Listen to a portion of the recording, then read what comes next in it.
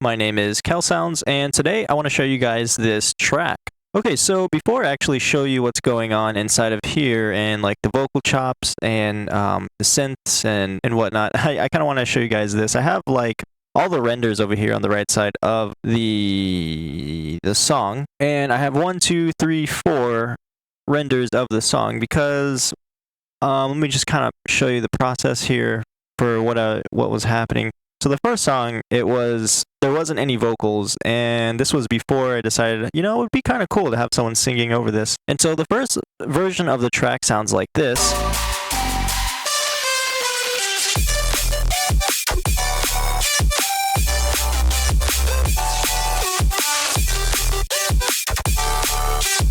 So it was a vocal chop that I found inside of an Ableton rack that came with Ableton.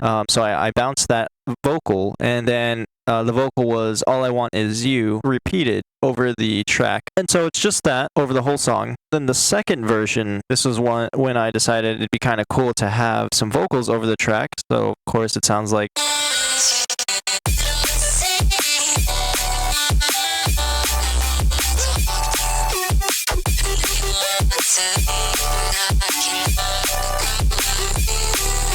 And then we kind of came to the conclusion I couldn't really hear her voice too much, so I was like, okay, well, I'll go back into the track and see if I can find a way to bring out the vocals. And literally, all I did was I just turned up the vocals a bit, took out some bass, put more of a low pass filter on certain bass parts, and then I got this version.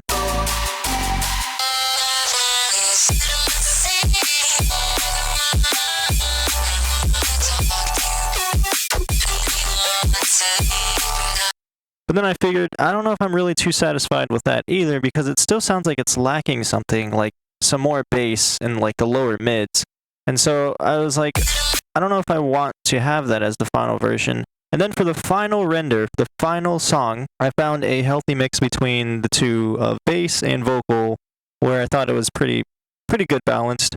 Of course, there is a lot of distortion, but that's the style of the song that's the style that I was going for inside of the song. So I'll show you that rack in a minute. It's just a Snap Heap preset that I made. But there is a lot of distortion, and I found a mix between bass and vocal that I really liked. And so, of course, the song from the intro is what I eventually went with.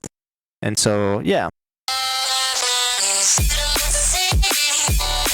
I wanted to show you guys that before I got into the track. If you were wondering what these 4 renders are for at the end of the song, just kind of wanted to show you guys my process there before I open up the nitty-gritty over here. Nitty-gritty. Oh, yes. Goodness gracious, I made myself go brain dead. So for the intro of the song, the first thing I started out with was this synth inside of Serum 2. It was a preset that I made from the previous series, from the Serum 2 sound design videos. I think let's see, this video is coming out after that series. I'm kind of lost here. So this was from season 2, series 2. This preset's from series 2. Yeah, the pluck that crashed my Ableton session. Yep, this is the pluck that crashed my Ableton session, the one I had to remake off camera. So it is a cup and slinky recording, but this is the sound.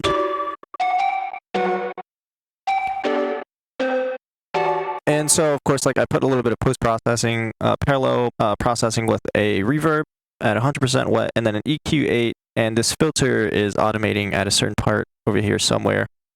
Okay, so it's not automating. You see what happens when you have a whole lot of automations?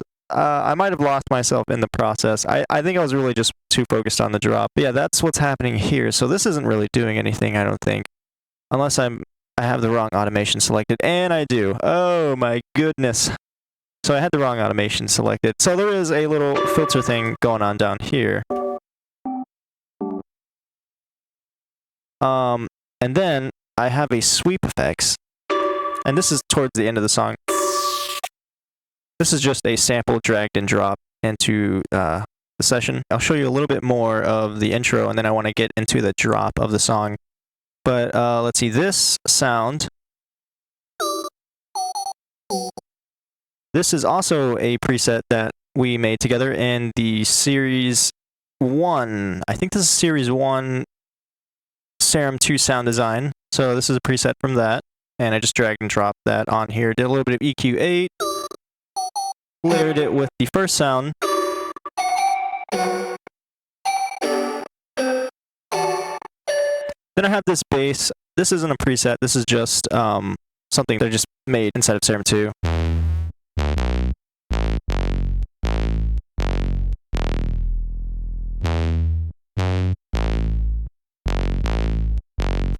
And so yeah, it's got a little bit of distortion on it, and it's a sawtooth wave, but it's almost kind of squarified, kind of, I guess. Yeah, I just wanted to make it a little bit more juicy.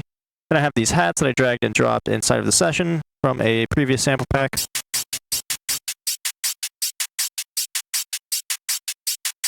Then I got this clap over here for the riser.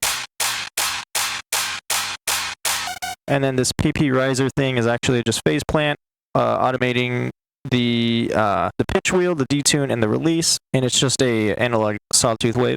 Oh, and there's an OTT inside of here, the kilohertz preset one. And then for the drop, I have everything in a group.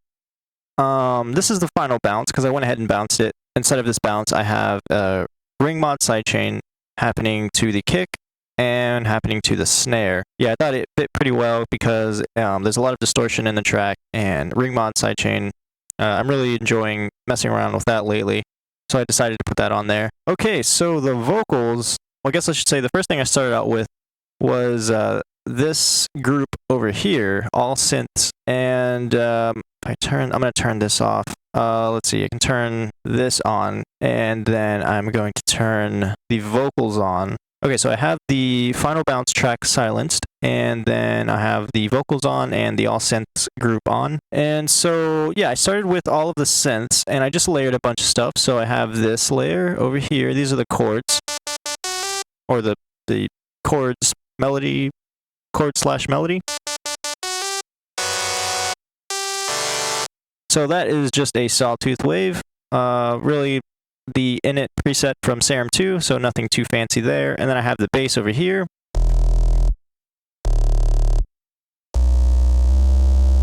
And that is the preset from the bass preset from the beginning that I showed you guys. I duplicated it, and I just put an EQ8 on it, turn it down by -2. Of course, once we run it through the snap heap and distort the heck out of it, it all kind of just smashes together. And this is a bass layer. And this is also just a sawtooth wave, nothing too crazy in here. Nothing on the bus or the main, no effects, just a sawtooth wave. And then I have this pluck.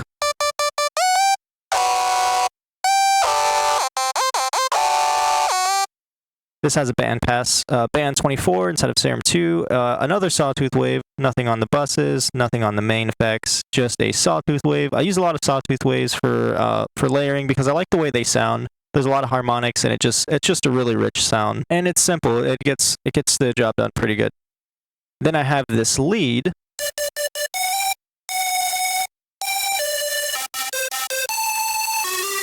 And this is a squarified sawtooth with 16 voices. The detune turned up by quite a bit, and then I went ahead and just distorted it and compressed it with a multiband. A lot of distortion for this one, because that's what I was trying to go for, is just a lot of distortion. And then afterwards, I have a utility, I turned it down by -1 decibels, and then I put an EQ8 on it to make some room for the bass, and I kind of cut the highs a little bit as well, so it's not too sharp when it's all brought together. And then I have this lead as well. It's like when you slam your hands on a keyboard. Uh-oh, I made a mistake. Okay, alright, I'm done. And this is from, oh my gosh, I can't even remember. I gotta start naming these, but this is from Season 1. Please correct me if I'm wrong. This might be from Season 2, Serum 2 sound design, but it's from one of those. This is from the Serum 2 sound design series, and so I just dragged and dropped that inside of a track and put the chords over it. Cut a little bit of the highs. And then I think at some point I decided I was going to have a filter, but I didn't have that on there. So we can just honestly just delete that. And so those are the layers for the synths. Now for the vocals, it's a different story. Go ahead and turn those on. And so it's All I Want Is You. Oh, whoa, wait, hold on. This is the wrong vocal. Whoopsies, that's not the right one. Let me silence this one. The one that we want to look at is over here. Karina vocals. And, don't worry, I'll cut that out. Let's see. Let me solo this, silence this, and then this is the melody that is being sent through the auto shift inside of the vocal group, and so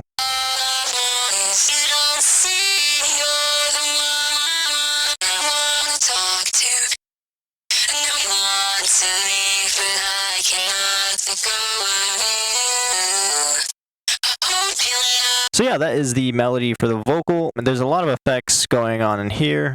I'm just going to run through it really quickly. But I have a utility. I turned it down by -3. I have an EQ8. Did some EQ to the vocal, and then I compressed it. This was before I added all of this distortion on it. And then I EQ'd it again to cut out the lows. Then I put auto shift on it to get the melody to run through it, to have the vocals match up with the melody of the song. I was going to have a saturator on it, but I decided no because it was too much. But instead, I just went ahead and added an amp. So I had both of these running at one point. But I thought the amp was enough distortion. And then this was going to be a parallel processing reverb, little chain thing going on.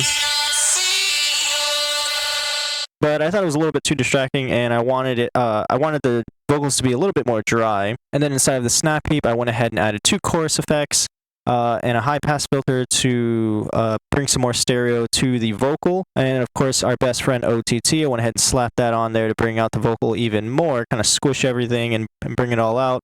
And then an EQ8 to just do a little bit more EQing. Without it, it sounds like... And this kind of just makes it sound like it's more inside of like a radio. I went ahead and boosted the vocal with this utility by 2 decibels for the whole track. And then this isn't doing anything. This EQ8, again, just some more EQ on the vocals. And then I was going to have this automating the second part of the drop for the vocals, but then I decided I didn't want to have that. And all that's in here is an LFO modulator and a gain snap-in, and the gain snap-in was going to be modulating the volume of the vocal. So this isn't really doing anything. We could go ahead and just delete that. But yeah, those are the effects on the vocals. And then I went ahead and bounced this track into another audio track, so it's called Karina Bounce. And I just went ahead and chopped up the vocal a little bit towards the end of certain parts here.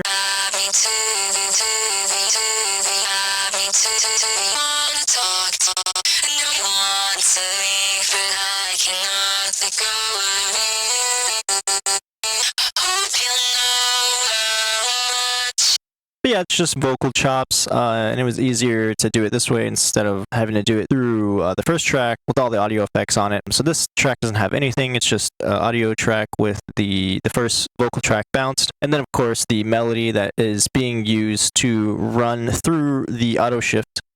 And this is just like a squarified sawtooth wave. And so yeah, that is the vocals. Now I want to show you guys the sidechain group here. So this is where everything sits for the drop. The final bounce, that's just all the synths and the vocals combined together. And then these two are silenced during that drop. But yeah, I have all the synths and Karina's voice in this group. And so I want to show you what's inside of the snap heap, and this is pretty much distorting the whole track. Before I added this distortion, the drop sounded like this.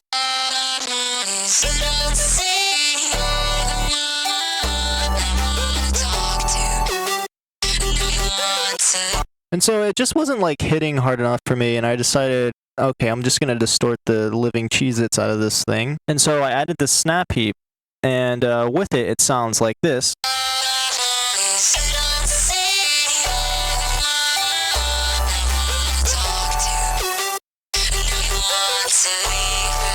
And so with the ring mod sidechain with the drums, it sounded perfect. And yeah, let me just show you what's in here really quickly. So I have a shaper, I have a multi-pass.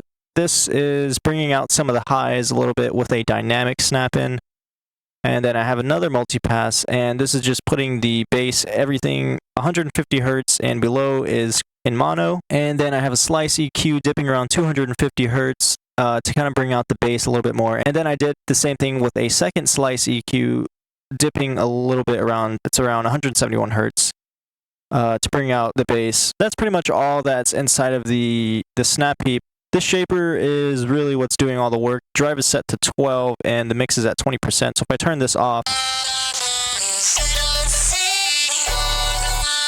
so it's still a little bit louder, but with the shaper, that's what really crushes the sounds together.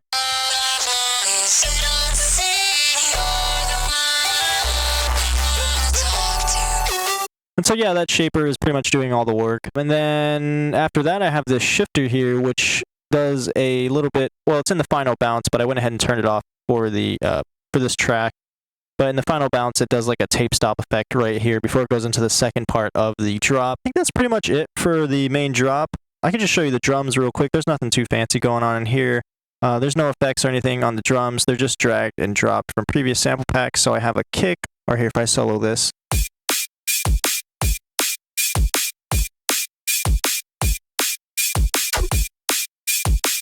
And so yeah, there's nothing on the kick. This is from a previous sample pack that I made, and the snare is as well. Pretty snappy snare, actually. It's got a really good transient, and then the hat, it's just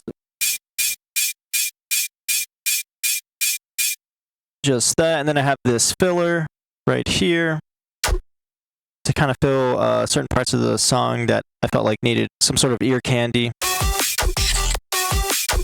But yeah, that's pretty much it for the drums. And let's see, I have the master. I have a utility for before the drop. Everything's turned down by -2 decibels, and then when the drop happens, it goes back to 0 decibels, just to make the drop a little bit louder. I have an EQ8 turned on for the drop to kind of clean things up a little bit while it's happening.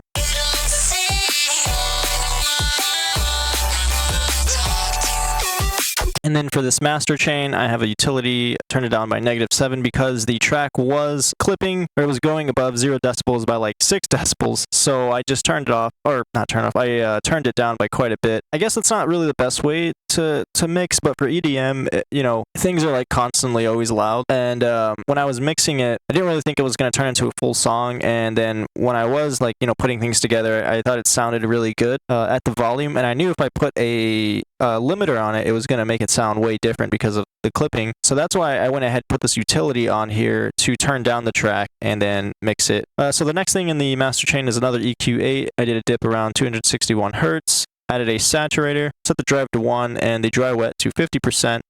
Then I have a glue compressor doing parallel processing with some pretty extreme settings. The release turned down all the way. Of course, like that can cause a little bit of distortion, but that's okay because the track is already pretty distorted. And then, of course, our best friend again shows up.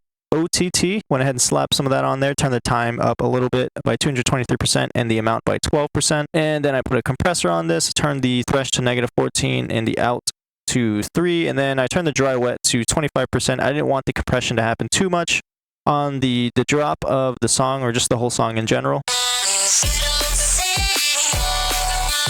Then I went ahead and added another EQ8, just kind of mixed the track a little bit more, cut some highs here, boosted a little bit of the higher mids. And then kind of the last thing that I did here was added a utility. I put bass mono on, so anything from 150 hertz below is in mono. And then the last thing, of course, is a limiter.